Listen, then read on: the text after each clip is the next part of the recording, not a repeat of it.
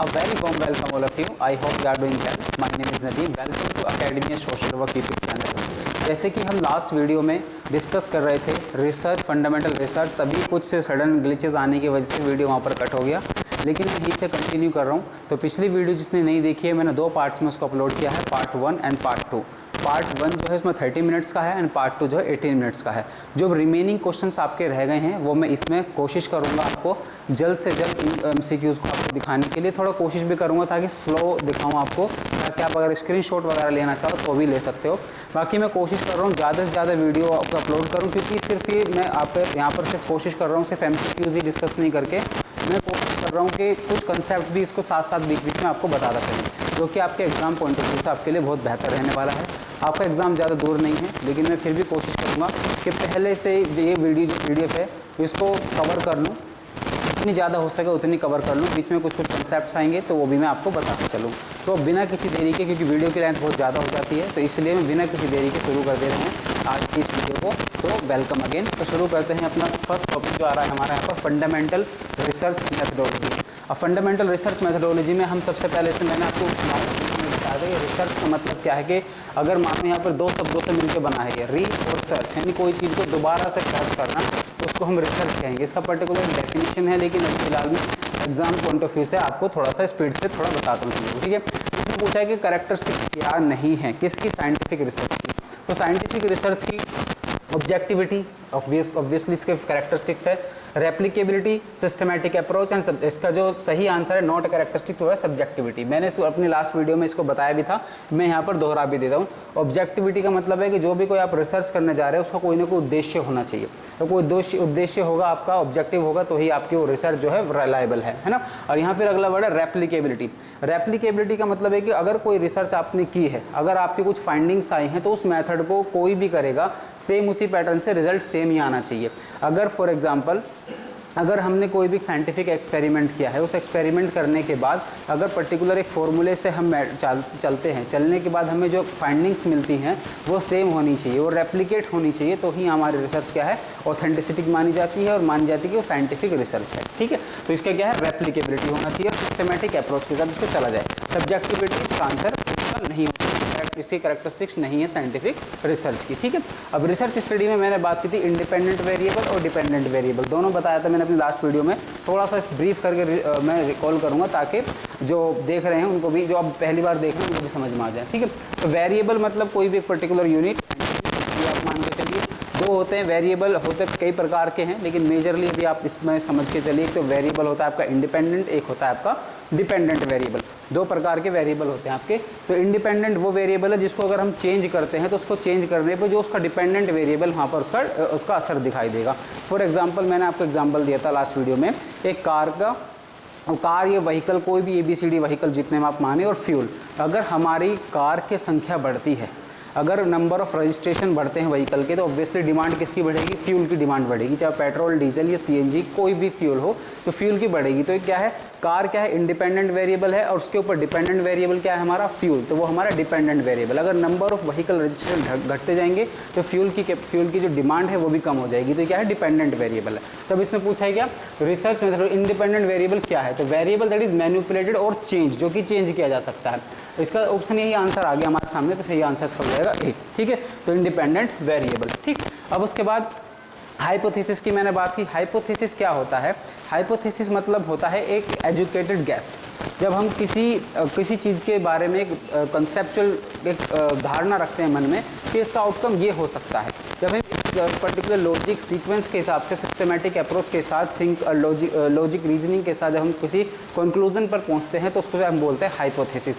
ये भी मेजरली दो प्रकार के होते हैं, वैसे तो काफ़ी टाइप है, लेकिन इसमें मेजरली टू टाइप्स के होते हैं। पहला नल हाइपोथेसिस और अल्टरनेट हाइपोथेसिस। जब आपका कोई हाइपोथेसिस, अगर आपका कोई एजुकेटेड गैस था कोई कि आउटकम इसका ये आने वाला है, अगर वही होता है तो वो आपका जो हाइपोथेसिस था वो कहलाता है अल्टरनेटिव हाइपोथेसिस।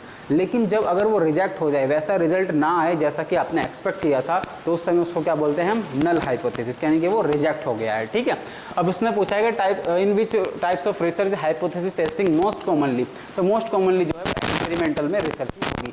अब मैं यहाँ पर थोड़ा सा आपको टाइप्स ऑफ रिसर्च में बताते चलूँ, तो टाइप्स ऑफ रिसर्च में एक्सप्लोरेटरी, कोई एरिया ऐसा है कि अनएक्सप्लोर है, जैसे मैंने भी लास्ट वीडियो में भी अपना एग्जाम्पल देके बताया था कि समुद्र का जो बहुत नीचे डीप सी बोलते हैं जिसको हम, अगर वहाँ पर हम जाएं तो वो अनएक्सप्लोर्ड एरिया है। मानो फॉर एग्जांपल कि कुछ एरिया किसी पर्टिकुलर ओशियन का, कोई पर्टिकुलर रीजन का, वहाँ पर जो डीप कितना जा सकते हैं, वहाँ के समुद्र का जो हमारा जो वैसल है या प्लेन है किस तरीके का है, उसका जो प्लेटफॉर्म है वो किस प्रकार का है ना। तो जब हम उस चीज़ के बारे में जानते हैं, क्योंकि वो अभी अनएक्सप्लोर है, ऐसी चीज़ों के बारे में हम जानते हैं, तो उस टाइम पर हम क्या करते हैं, हम करते हैं एक्सप्लोरेटरी रिसर्च। कोई चीज़ हम एक्सप्लोर कर रहे होते हैं नहीं था ना।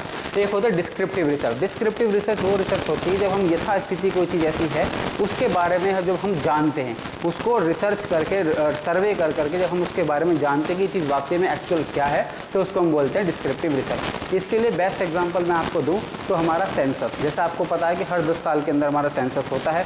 सेंसस करने के बाद जो हमारे सामने आउटकम्स आते हैं, चीज़ें तो वही थी, लेकिन वो हमारे रिसर्च करने के बाद, उस सर्वे को करने के बाद हमारे सामने जो आया है सोशो इकोनॉमी कास्ट सेंसस जो हमारे पास आया कि कौन सी पर्टिकुलर किस एरिया में कितनी पॉपुलेशन बढ़ी है, फीमेल का कितना रेशियो है, ये सब चीज़ें जब हमारे सामने निकल के आई हैं वो आती हैं डिस्क्रिप्टिव रिसर्च। तो इस प्रकार की जो रिसर्च होती है हमारी, उसको क्या बोलते हैं हम, डिस्क्रिप्टिव रिसर्च। और उसके बाद होता है एक्सपेरिमेंटल रिसर्च, जो कोई एक्सपेरिमेंट करते हैं तो नाम से बता रहा है। देन क्वालिटेटिव रिसर्च, इसमें क्वान्टिटेटिव रिसर्च होती है, क्वालिटेटिव रिसर्च होती है। क्वान्टिटेटिव रिसर्च मोस्टली जो है डिस्क्रिप्टिव रिसर्च के अंदर आती है, ठीक है।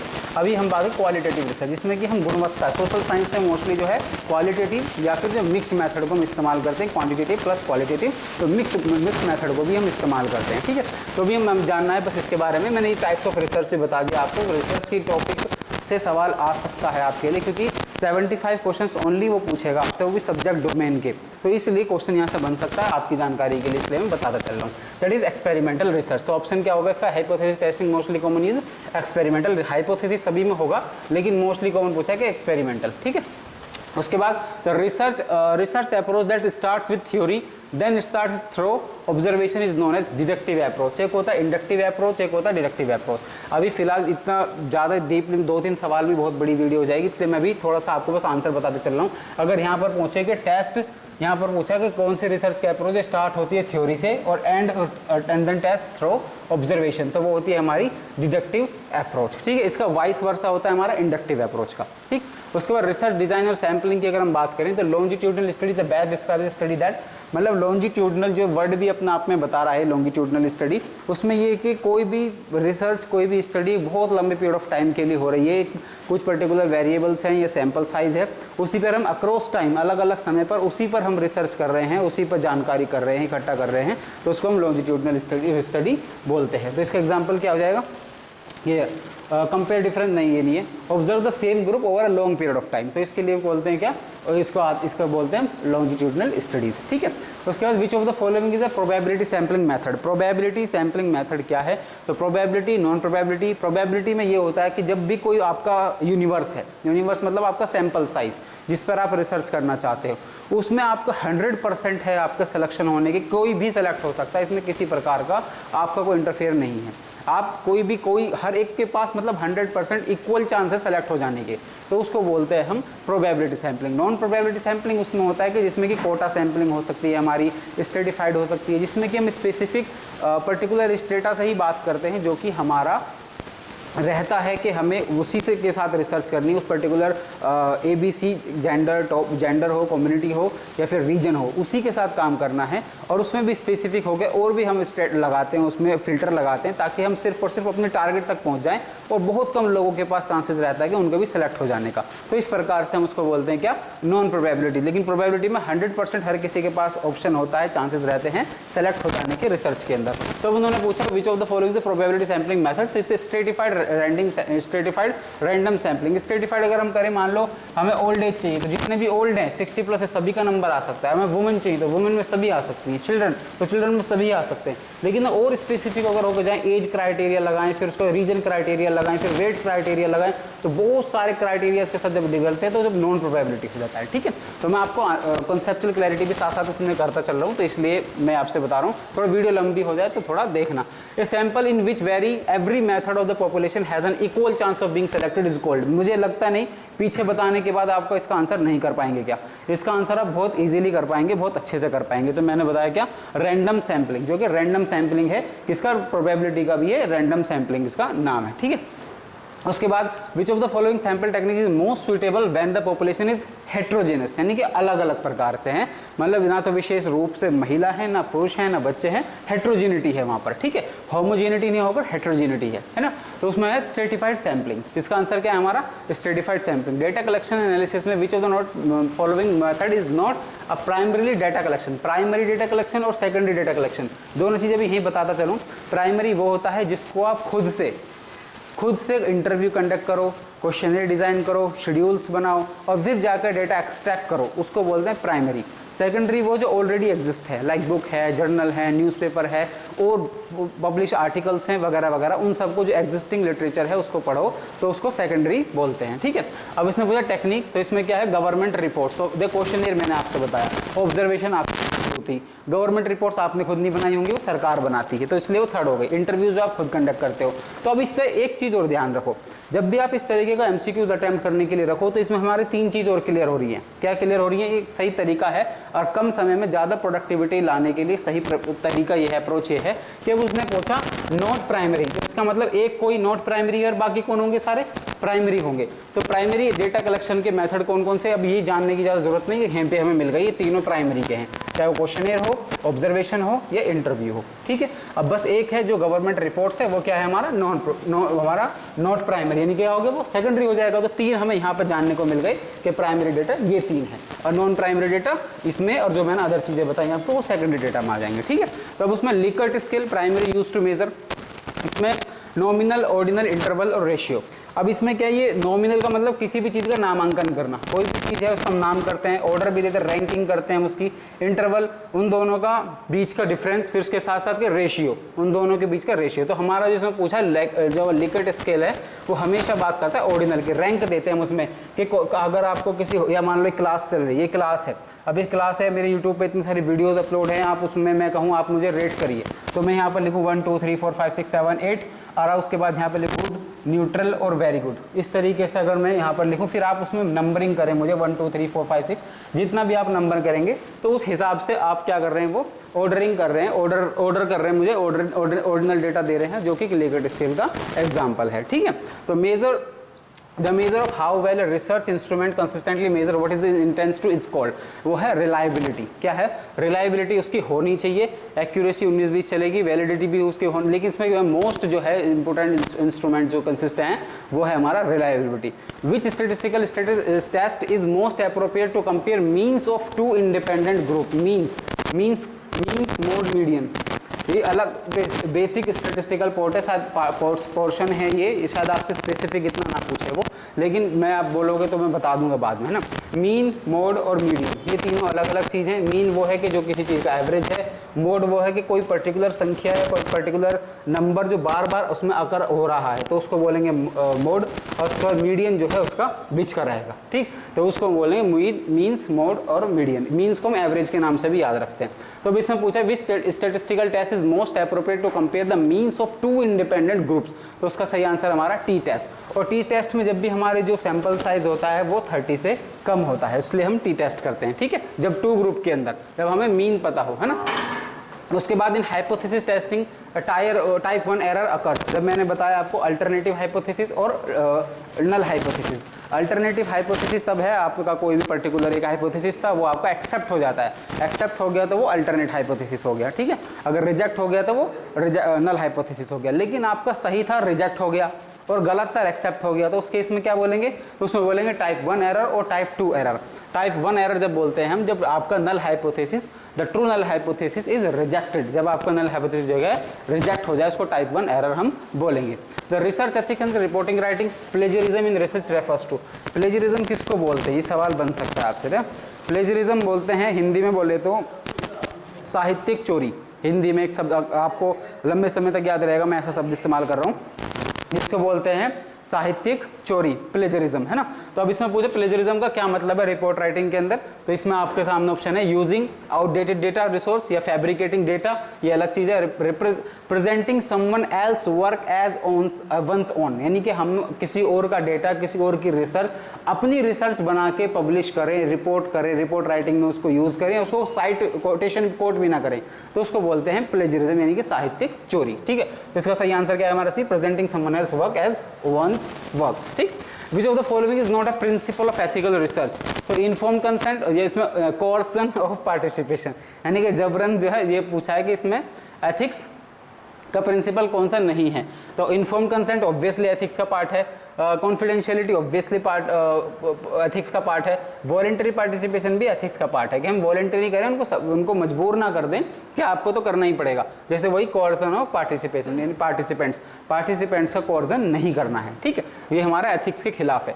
In research writing literature review aims to, literature review का क्या मतलब है, जो भी आप टॉपिक पर रिसर्च करना चाहते हैं उस टॉपिक पर, ऐसा तो नहीं फर्स्ट टाइम कोई रिसर्च हो रही है या फर्स्ट टाइम कोई जान रहे हैं उसके बारे में, अब से पहले भी उसके बारे में रिसर्च हुई होगी, अब से पहले भी लोगों ने उसके बारे में लिखा होगा, तो वो जो एग्जिस्टिंग लिटरेचर है उस पर्टिकुलर टॉपिक पर, तो उस टॉपिक पर अपना पढ़ना, आपका पढ़ना उसको बोलते हैं हम लिटरेचर रिव्यू, ताकि आपको पता लग सके कि कहाँ तक क्या चीज़ें लिखी जा चुकी हैं, कहाँ तक चीज़ें बताई जा चुकी हैं, कहाँ पर अभी गैप है, जिसको हम बोलते हैं रिसर्च गैप। रिसर्च गैप को भी हम जब रिसर्च, अब एक अलग टॉपिक चला जाएगा, जब पीएचडी के लिए हम जाते हैं तो पीएचडी के लिए हमें रिसर्च प्रपोजल बनाना पड़ता है, तो रिसर्च प्रपोजल में हमें रिसर्च गैप भी बताना पड़ता है कि यहाँ पर लिटरेचर इतना है, मैं आगे इस तरीके से काम करना चाहती हूँ या करना चाहता हूँ, एक्सप्लोर करना चाहता हूँ या रिसर्च करना चाहता हूँ या चाहती हूँ, तो आप उस समय जो रिसर्च गैप हो वो निकल के आता है आपके लिटरेचर रिव्यू से। तो literature review most important part है आपका राइटर्स का रिसर्च का। तो इसमें क्या है, research writing summarise, analyse and provide context of previous studies, इसको बोलते हैं लिटरेचर रिव्यू का एम यही है। फंडामेंटल्स ऑफ पब्लिक पॉलिसी, अब यहाँ पर सवाल आएगा क्योंकि आपका पार्ट है ये public social policy, public policy, ये सभी आपका क्या है, पार्ट है, सिलेबस का पार्ट है। तो पब्लिक पॉलिसी पर अगर हम बात करें, the public policy can be best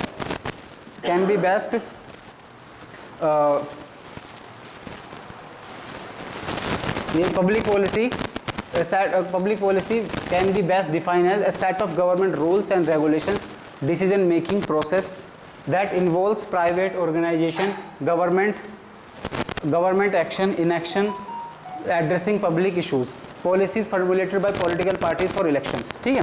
अब इसने पूछा है कि पब्लिक पॉलिसी को कौन सा बेस्ट डिफाइन कर रहा है, तो सही है इसका आंसर क्या है, गवर्नमेंट एक्शन और इनएक्शन एड्रेसिंग पब्लिक इश्यूज, उसको बोलते हैं public policy. Policy cycle typically includes which of the following stage, वही साइकिल की बात है, तो इसमें क्या है, problem identification, problem formulation, implementation और इवैल्यूएशन, ये पूरी एक साइकिल है जो अभी इस तरीके से लाइन में लिखी हुई है। अगर हम इस तरीके से इसको लिखेंगे तो पूरी एक साइकिल, जब आप इवैल्यूएशन करेंगे तो फिर कोई नई प्रॉब्लम निकल के आएगी, फिर वो प्रॉब्लम आइडेंटिफिकेशन हो जाएगी, फिर पॉलिसी फॉर्मुलेट करनी पड़ेगी, फिर इंप्लीमेंटेशन करना पड़ेगा नया प्रोग्राम, फिर उसके बाद इवैल्यूएशन करना पड़ेगा, तो पूरी एक साइकिल है ये ना। The process of which by which problems are identified and selected for government intervention is called, वो है agenda setting। क्या है इसका सही answer, agenda setting। with the theory, this theory suggests that public policy is shaped by powerful groups competing for influence, तो इसका है pluralist theory। क्या है, pluralist theory, ठीक है। ये अलग अलग थ्योरी है, रैशनल चॉइस थ्योरी अलग है, ये उसमें आती है, सोशियोलॉजी में भी आती है rational choice theory, elite theory अलग है, इंक्रीमेंटलिज्म अलग है। प्लूरलिस्ट थ्योरी जो है वो इसी की बात करती है कि इन्फ्लुएंस करती है, पावरफुल जो ग्रुप्स हैं वो कंपीटिंग करते हैं फॉर इन्फ्लुएंस के लिए, है ना, ये थ्योरी सजेस्ट करती है प्लूरलिस्ट थ्योरी। अब पॉलिसी फॉर्मुलेशन एंड इंप्लीमेंटेशन की अगर बात करें तो the term incrementalism in policy making was introduced by, अब क्वेश्चन यहाँ से बन सकता है, तो ये क्वेश्चन इंक्रीमेंटलिज्म जो टर्म है वो किसने कॉइन की, इंट्रोड्यूस की है, वो है चार्ल्स लिन ब्राउन, ठीक, इन्होंने किया। ये नाम याद रख लेना, या तो स्क्रीनशॉट ले लो आप इनका, ये नाम याद रख लेना आप, ठीक है। उसके बाद which of the following is not a major factor influencing policy formulation, not a major factor. Political ideology, obviously political ideology क्या है, लेफ्ट है कि राइट है कि न्यूट्रल है कि सेंटर में है, उससे बहुत असर पड़ता है पब्लिक पॉलिसीज़ के ऊपर, ठीक है। तो पॉलिटिकल आइडियोलॉजी मैटर करती है, इकोनॉमिक कंस्ट्रेंट्स भी मैटर करते हैं कि आपके बजट कितना आपके पास है ना, पब्लिक ओपिनियन भी मैटर करते हैं, रैंडम डिसीजन मेकिंग जो है ये not a major factor for influencing public policy, ये पॉलिसी फॉर्मुलेशन, ठीक है। The principal challenges in policy formulation is, वो है हमारा ensuring effective execution at various level, ये हमारा सबसे बड़ा चैलेंज रहता है। आप इसको अपनी डेली लाइफ पे भी लगा के देखो, आप जब सुबह उठते हो, सुबह उठने के बाद टू डू लिस्ट बनाते होंगे कि आज की डेट ये तारीख है, आज मैं ये इस प्रकार ये सारे काम करूंगा या करूंगी, ठीक है, आपने टू डू लिस्ट बनाई है पूरी, फिर लास्ट में सोते वक्त जाओ आप उसका इवैल्यूएट करो, कितने कर पाया कितने नहीं कर पाया। आप इंडिविजुअल लेवल पर भी अपने जो टू डू लिस्ट बनाते हैं, पूरा सुबह शाम तक की जो योजना बनाते हैं आप अपनी, उसको इम्प्लीमेंट करने में आपको जो चैलेंजेस आते होंगे, कभी कभी ऐसा होता होगा कि सारे अचीव कर लिए, कभी कभी ऐसा होता होगा 50% भी अचीव नहीं कर पाए, इस तरीके से भी होता है। तो इसी तरीके से हमारी पॉलिसी फॉर्मुलेशन तो हो जाती है, लेकिन उसको एग्जीक्यूशन में बहुत समस्या आती है अलग अलग लेवल पर।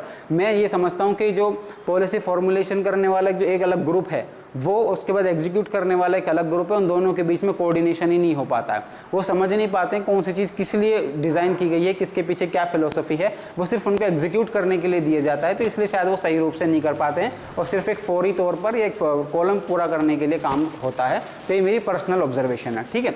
तो ये इस तरीके से भी चैलेंजेस आते हैं, ensuring effective execution at various level. उसके बाद street level bureaucracy refers to, अब इसमें front line government official implementing policy, जो फ्रंट लाइन उसको बोलते हैं स्ट्रीट लेवल ब्यूरोक्रेसी, है ना। इसमें इससे मतलब है front line government officials implement करते हैं क्या, इंप्लीमेंट करते हैं पॉलिसीज को, उसको बोलते हैं क्या, स्ट्रीट लेवल ब्यूरोक्रेसी, ठीक है। Policy formulation analysis, which of the following is a key component of policy evaluation. Policy evaluation का की कंपोनेंट क्या है, policy justification, policy outcome adjustment, outcome assessment, political alignment, ये बजट एलोकेशन। तो outcome हमारे सामने answer है outcome assessment, जो है इसका की कंपोनेंट है पॉलिसी एवेल्युएशन का, है ना। जस्टिफिकेशन भी है, लेकिन इसमें जो मोस्ट है हमारा जो जरूरी है वो की कंपोनेंट है पॉलिसी एवेल्युएशन के लिए, वो है हमारा आउटकम का असेसमेंट किस तरीके से, है ना। फिर cost benefit analysis CBA is use to public policy to calculate the financial and social returns of policy, क्योंकि कॉस्ट बेनिफिट एनालिसिस कर रहे हैं, है ना। तो इसमें कैलकुलेट करना होगा मैं फाइनेंशियल और social return of particular policy. For example Ujjwala में हमारा कितना खर्चा आया और उसका हमें सोशली क्या बैक मिला, हमें सोशली हमने क्या गेन किया या हमने क्या चीज़ों को बेहतर बनाया। या महिला की ज़िंदगी में हमने आसानी करी, क्योंकि वो पहले लकड़ी चुन के लाती थी, फिर चूल्हा जलाती थी, फिर उसे धुआं निकलता था, वो जलाने का इतना लंबा प्रोसेस और साथ ही फिर एनवायरनमेंट पर भी उसका असर पड़ रहा था। तो इसलिए हम उज्ज्वला योजना लाए। उज्ज्वला योजना के अंतर्गत गरीबों को सिलेंडर दिया गया, गैस सिलेंडर दिया गया। अब उसके माध्यम से जो महिला की ज़िंदगी में आसानी आई है, जो पेड़ कटने से बचे हैं या फिर जो लकड़ियां जलने से बची हैं, पर्यावरण में प्रदूषण होने से बचा है, वो हमारा एक बेनिफिट है, हमारा आउटकम है। तो हमारा उसका हमें देखना पड़ेगा उस रिजल्ट, उस पॉलिसी का क्या रिटर्न है, कैलकुलेट करना है financial and social returns of policies, ठीक। Ex ante evaluation public policy, ex ante ex post. Ex ante का मतलब होता है बिफोर, एक्स पोस्ट का मतलब होता है बाद में। अब इसमें रेफर का क्या मतलब है, सीधा सीधा आप इसका आंसर कर सकते हैं, predicting policy impact before implementation, ex ante. Which model of the policy analysis emphasise incremental changes rather than radical shift. अब इंक्रीमेंटल का मतलब होता है स्लो ग्रेजुअल, आराम आराम से, है ना। रेडिकल का मतलब होता है स्पीड से, कोई चीज़ स्पीड से आप जो कि कोई चीज़ चेंज लाना चाहते हैं रेडिकली, तो उसको हम बोलते हैं रेडिकल चेंज, है ना। तो इसमें पूछा है which model of policy analysis emphasise करता है इंक्रीमेंटल चेंजेस को रेदर देन रेडिकल चेंजेस। तो वही इंक्रीमेंटल, तो इंक्रीमेंट कोई करेगा तो इंक्रीमेंटल मॉडल ही है, ठीक है। Public policy in India, RTI, ठीक। RTI कब आई, 2005 में, सीधा ऑब्वियसली इतना ज़्यादा उसमें करने की जरूरत नहीं है। Which body is primarily responsible for formulating India's 5-year plan till 2017 क्यों, क्योंकि 2015 में हमारे पास नीति आयोग आ गया था, प्लानिंग कमीशन को खत्म कर दिया गया, उसका नाम रिप्लेस कर दिया गया, और रिप्लेस करने के बाद हमारे सामने क्या आया, नीति आयोग आया, ठीक है।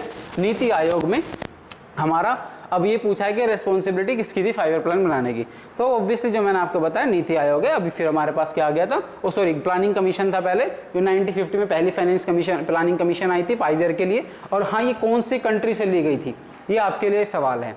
इससे वीडियो को पॉज करो, कमेंट बॉक्स में मुझे आंसर दो, बहुत इजी क्वेश्चन है, रिपीटेटिव क्वेश्चन है, इसलिए आपसे पूछ रहा हूँ, आप बता पाओगे इजीली। तो इसका आंसर मुझे आप कमेंट बॉक्स में दो कि किस कंट्री से हमने प्रेरित होकर ये 5-year प्लान लिए थे, ठीक है। तो ऑब्वियसली ये तो रिजर्व बैंक ऑफ इंडिया नहीं है, तो प्लानिंग कमीशन है, तो वो रिप्लेस कर दिया 2015 में नीति आयोग ने, ठीक है। विच of the following an example of redistributive policy in India. Redistribute, यहाँ से आंसर भी निकल जाएगा आपका, डिस्ट्रीब्यूट करना है लेकिन रीडिस्ट्रीब्यूट करना है।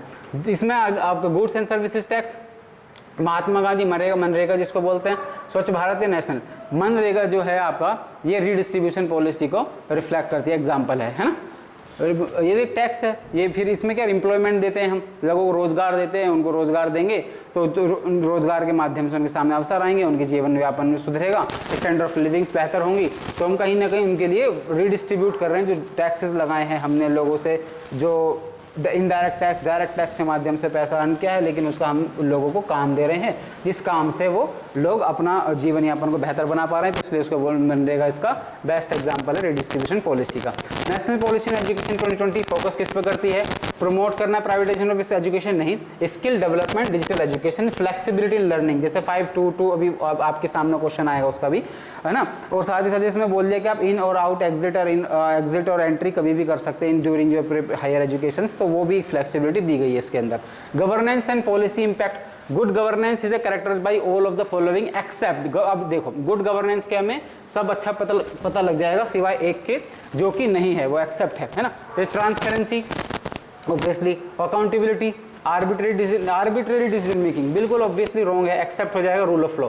तो गुड गवर्नेंस के हमारे सामने तीन चीज समझ में आ गई। गुड गवर्नेंस अगर हमारे सामने आएगा तो हमें उसके कैरेक्टर क्या पता लगी? Transparency, accountability, rule of law.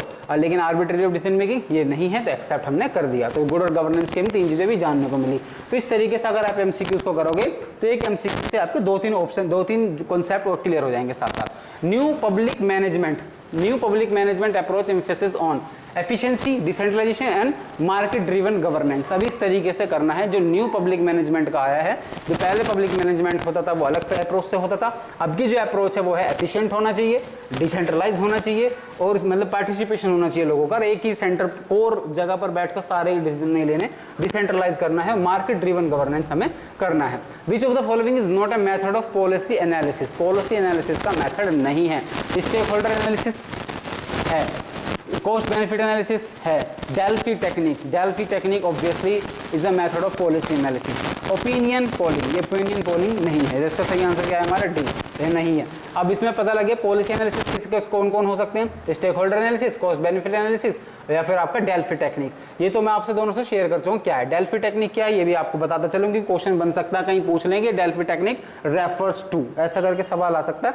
Delphi technique उसको बोलते हैं जब आप पर्टिकुलर किसी टॉपिक पर जानना चाहते हो, डीप अंडरस्टैंडिंग करना चाहते हो, तो पर्टिकुलर उस टॉपिक पे काम करने वाले एक्सपर्ट्स लोग, जो भी एक्सपर्ट्स होंगे उनको आप बुलाएं और उनके साथ अपने जो भी आपकी कंसर्न्स हैं उनको शेयर करें, क्वेश्चंस हैं उनको शेयर करें और उसके बाद नया आउटपुट कुछ निकालें। जो एक्सपर्ट्स हैं उस पर्टिकुलर टॉपिक के, सिर्फ उनसे डिस्कशन करना, तो उसको बोलते हैं हम डेल्फी टेक्निक। ठीक, आगे बढ़ते हैं।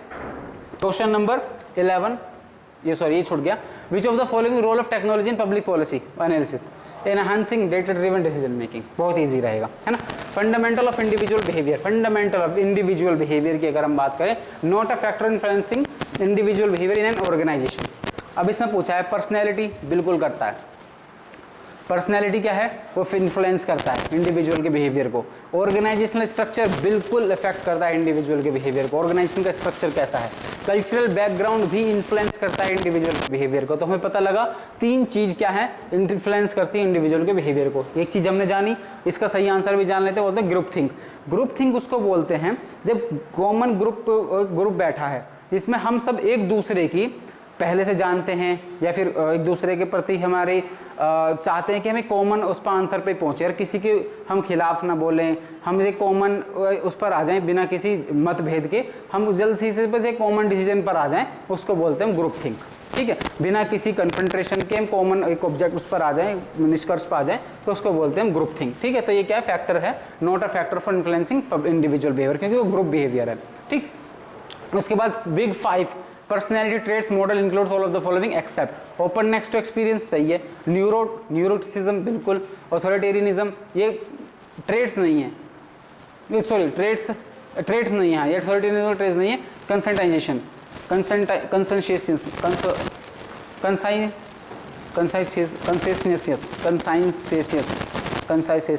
है ना, हाँ, कंसोशियसनेस, है ना, कंसोशियसनेस। ऑथोरिटेरियनिज्म, सॉरी प्रोनाउंस करने में थोड़ी दिक्कत आ रही है इसमें। अकॉर्डिंग टू, हाँ, अब जी MC Gregor theory X and theory Y, theory X assume that employees.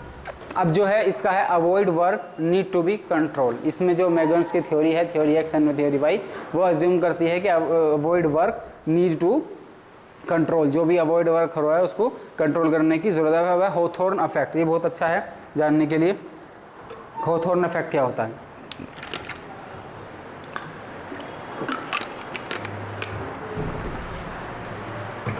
होथोर्न effect Hawthorne effect in individual behaviour research suggest that, ये क्या सजेस्ट दैट करती है? अब ये करती है कि जो भी इन्फ्लुएंस का इसमें ऑप्शन है, employees work better under strict supervision, या strict employees perform better when observe, employee motivation is purely finance, या personality is the key determinant of the performance. इसका जो सही आंसर है हॉथॉर्न इफेक्ट हुआ employees perform better when observed. अब इसका मतलब ये है कि अगर आप क्लासरूम में बैठे हैं, है ना, आप वहाँ पे कोई टीचर नहीं है, तो आप क्लासरूम में बैठे हैं, जैसा दिल कर रहा है ऐसा बैठे हैं, हाथ कुर्सी के पीछे करके या इधर पैर लंबे करके या किसी और तरीके से जो नॉर्मल अपना बैठे हैं इस तरीके से, आपको ऐसा लगता है कि कोई ऑब्जर्व नहीं कर रहा, तो जिस तरीके से आप कंफर्टेबल बिल्कुल कंफर्ट जोन में बैठे हैं। लेकिन जैसे ही आपको पता लगता है